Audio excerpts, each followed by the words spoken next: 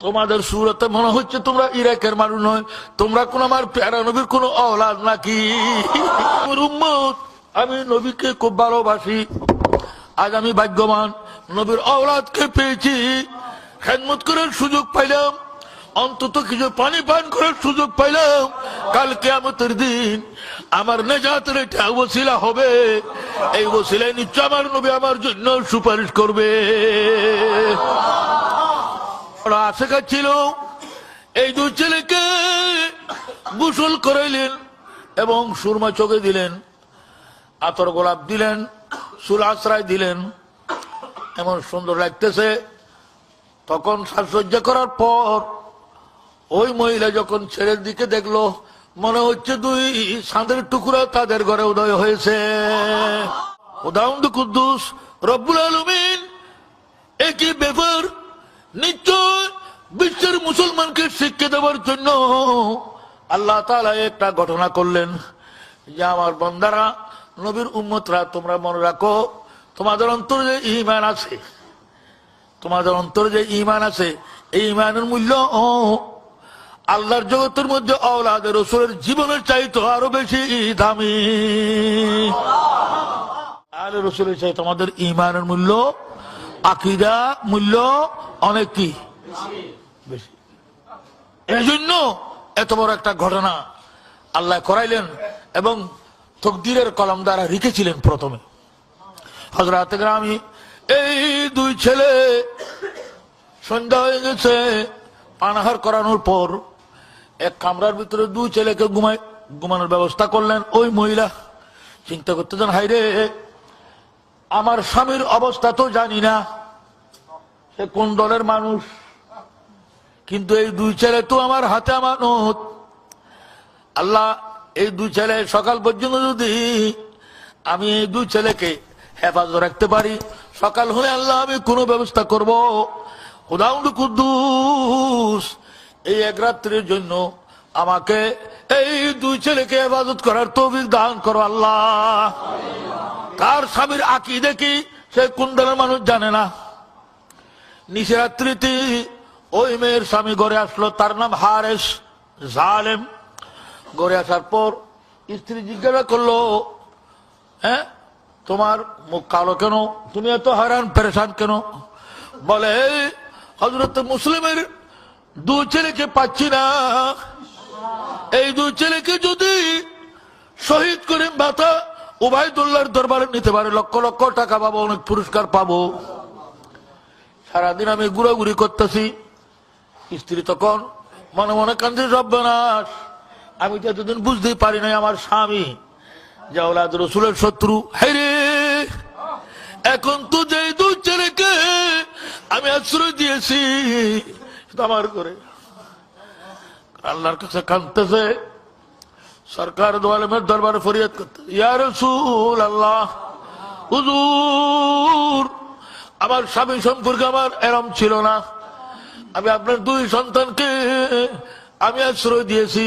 হুজুর, এই দুই সন্তানকে সকাল পর্যন্ত অক্ষত অবস্থায় যদি রাখতে পারি আমি ভাগ্যবান হব। এইভাবে নবীর দরবার ফরিয়াদ করতেছেন, আল্লাহর দরবার ফরিয়াদ করতেছেন, আর স্বামীকে বুঝাচ্ছেন, স্বামী, তুমি কি কথা বলছো? আওলাদ রাসূলের গলায় ছুরি দেওয়ার কথা বলছো তুমি? আরে সাবধান, কাল কিয়ামতের দিন তুমি কি জান্নাতে যাইতে পারবে? নবীর সুপারিশ পাবে, আল্লাহর নবী দুঃখ পাবে না, তোমার জন্য তো নবীর শাফাত হারাম হয়ে যাবে। স্ত্রীকে বললো, আমার লাভ ক্ষতির সম্পর্কে তুমি বলিও না, আমি ভালো জানি। বাংলা একতার প্রমাণ হলো, টাকার লোভে অনেক সময় কলবের উপর পর্দা পড়ে যায়, তখন ঈমানের খবর থাকে না।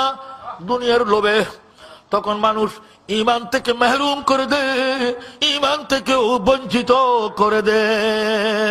কত লোভ, এগুলো প্রাধান্য যখন পায় তখন পরকালের খবর আর মনে। স্ত্রী অনেক বুঝাচ্ছেন, কোরআন শরীফের মধ্যে আওলাদ রাসূলের ফজিলত, হাদিস শরীফের মধ্যে আওলাদ রাসূলের ফজিলত, সৃষ্টির মধ্যে সবচাইতে উত্তম আলে বাইত নবীর আলে বাইত। তুমি কি বলতেছো জালেম? কবরের কি আযাবের কথা তোমার মনে নাই নাকি? নবীর সুপারিশের কথা কি মনে নাই নাকি? কাল কিয়ামতের দিন নবীকে কি করে তুমি মুখ দেখাবে? এই ধরনের কথা কেন বলছো? তুমি তওবা করো, আল্লাহর কাছে গুনাহ মাফ চাও। হারে জালেম বলল, স্ত্রী আমাকে বুঝাইতে হবে না, লাভ ক্ষতির খবর আমার যথেষ্ট আছে, আমি জানি। জালেম যখন ঘুমিয়ে পড়ল, এমন সময় ওই দুই ছেলে দেখতেছেন হাউজে কৌসরের পারে জান্নাত দেখতেছে, বেহেশত দেখতেছে, বেহেশতের পারে আমার পেয়ারা নবীকে দেখতেছেন। এই 8 বছর এবং 6 বছরের ছেলে স্বপ্ন দেখতেছেন। সরকার দো আলম হাউজে কৌসরের পারে ইমামে হাসানকে দেখতেছেন, ইমাম হুসাইনকে দেখতেছেন। এমন সময় হঠাৎ করে হযরত মুসলিম এসেছে। আমার নবী বললেন, আরে মুসলিম, তুমি তো বেহেশতে চলে এসেছো, তোমার মুহাম্মদ এবং ইব্রাহিমকে কাকে দিয়ে আসছো? তুমি তো এখানে চলে আসছো, তোমার এই দুধের সন্তানকে কাকে দিয়ে আসছো?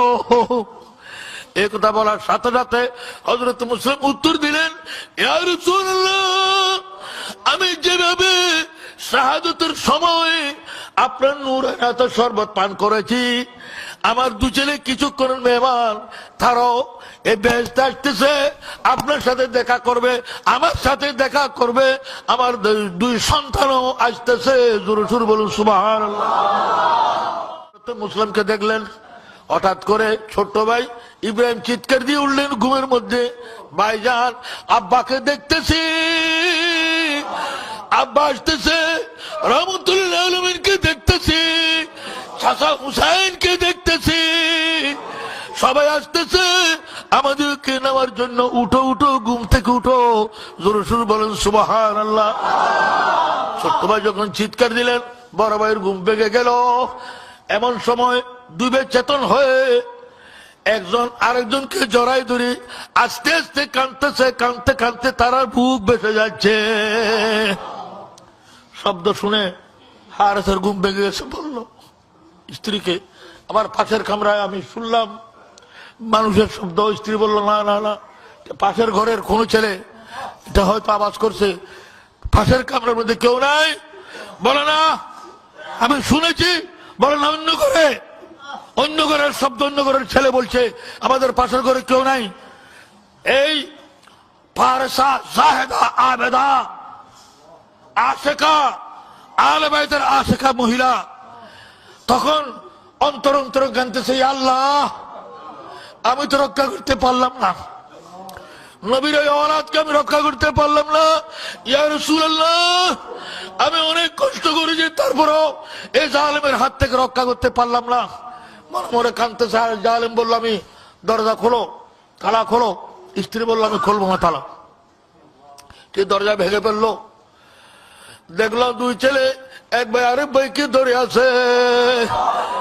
ছোট ভাইকে 6 বছরের ইব্রাহিমকে বড় ভাই 8 বছরের ভাই ধরে রাখছে।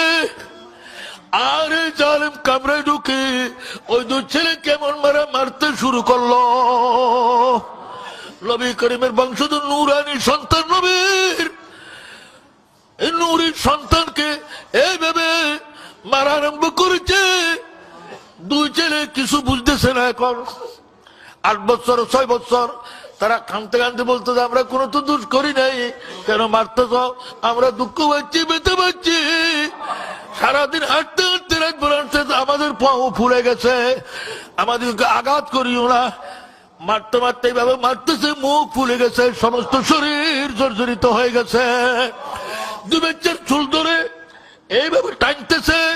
হযরতে ইবনে হাইতাম মক্কি সবাইকে মুরের মধ্যে হাদিস ইমাম লিখতেছেন, এইভাবে চুল ধরে দুবে হেসরাচ্ছে, তারা চিৎকার দিচ্ছে, ডাকতেছে, ইয়া রাসূলুল্লাহ, ইয়া রাসূলুল্লাহ, ইয়া হুসাইন, ইয়া বাজান মুসলিম, আমাদের রক্ষা করো, আমাদেরকে রক্ষা করো, আমরা তো কারো দোষ করি নাই, আমরা কিন্তু বুঝতেছি না কেন এইভাবে জুলুম করতেছ।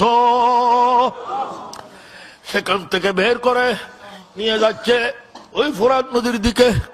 তার স্ত্রী পিছনে পিছনে ছুটছে, বলতে জালেম আমি খুদার কসম করে বলতেছে, আল্লাহর সত্তার দোহাই দিচ্ছি, এই দুই বাচ্চার উপরে জুলুম করিও না।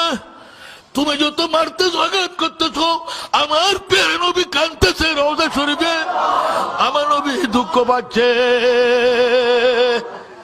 হযরত গ্রামী ওই মেয়ে পিছনে পিছনে দিছে দৌড়, পিছনে পিছনে কি দৌড় দিছে। এ জালেমের ছেলে হারেসের ছেলে একজন ছিল, সে দিছে দৌড়। তার ঘরের যে গোলাম ছিল সেও পিছিয়ে পিছিয়ে দিছে দৌড়।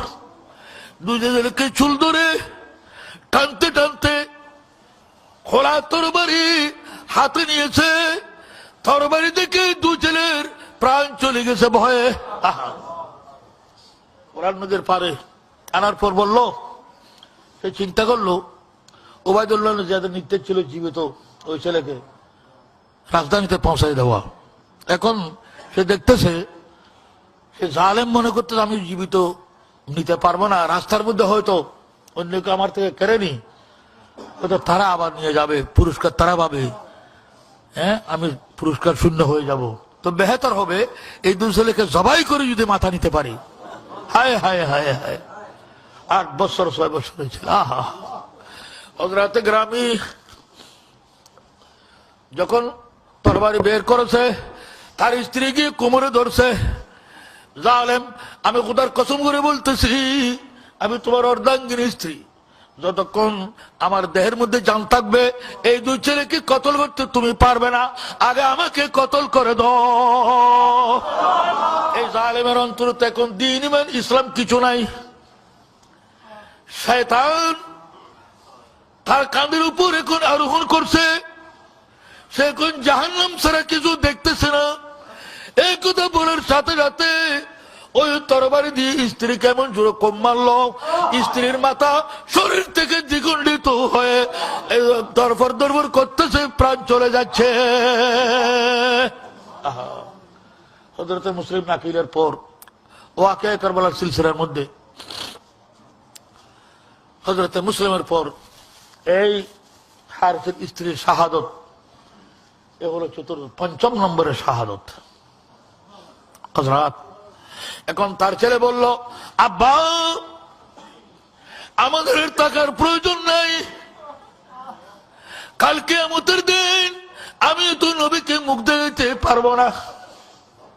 তুমি আমার পিতা হলেও কিন্তু তুমি যে কাজ করতে এখানে যদি চুপ করে বসে থাকি, আমি তো কাল নবীকে মুখ দেখাইতে পারবো না। আমি জীবিত থাকতে হযরতে মুসলিমের দুই ছেলেকে, নবীর দুই সন্তানকে তুমি জবে করতে পারবে না। ছেলেকে অনেক আঘাত করছে, সারা শরীর রক্ত রঞ্জিত হয়ে গেছে। সে চুইদা এবং তরবার আঘাত করলো, তার ছেলেও শহীদ হয়ে গেছে। 6 নম্বরের শহীদ। আছে মাত্র একজন গোলাম, সে বলল, হাবশে গোলাম, আমার আর থাকার প্রয়োজন নাই, আমার থাকার প্রয়োজন নাই, আমি নবীর আওলাদের উপর আমি কোরবান হয়ে যাব। সে কোরবান হয়ে গেল। হায় হায়। ইমাম তাবরি এই সমস্ত ঘটনা নকল করেছেন তারিখে তাবরির মধ্যে। হযরত গ্রামী এখন নিরুপায়, এখন আর কেউ নাই, তাদের জন্য কথা বলার মতো কেউ। এই দুই ছেলেকে ফোরান নদীর পারে নিল। এখন উপরে ছাই, নিচে চাই, ডাইনি চাই, বামে চাই, কেউ নাই। বড় ভাই বলতেছে ছোট ভাইকে, ইব্রাহিমকে, ভাই এখন আর কাঁদানোর প্রয়োজন নাই, আমরা কিছুক্ষণের মেহমান, শাহাদতের সাথে সাথে আব্বা আমাদেরকে নিতে আসবে, চিন্তা করিও না, আর কাঁদানোর কিছু নাই। হারেস বলল, আমি কাকে শহীদ করব, মাথা আগে রাখো। ছোট ভাই ইব্রাহিম বলতেছে, আমি মাথা আগে দিচ্ছি, আমাকে আগে শহীদ করে ফেলো। আমার বড় ভাইয়ের সামনে, আমার বড় ভাইকে আমার সামনে শহীদ করলে আমি সহ্য করব না।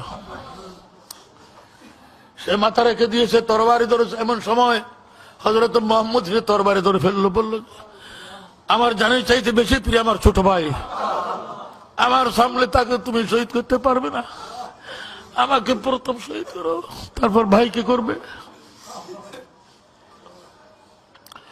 হারেস রাগান্বিত হয়ে বলল, একজন বলতেছ তোমাকে, আরেকজন বললো তোমাকে, আমি কাকে করবো বলো?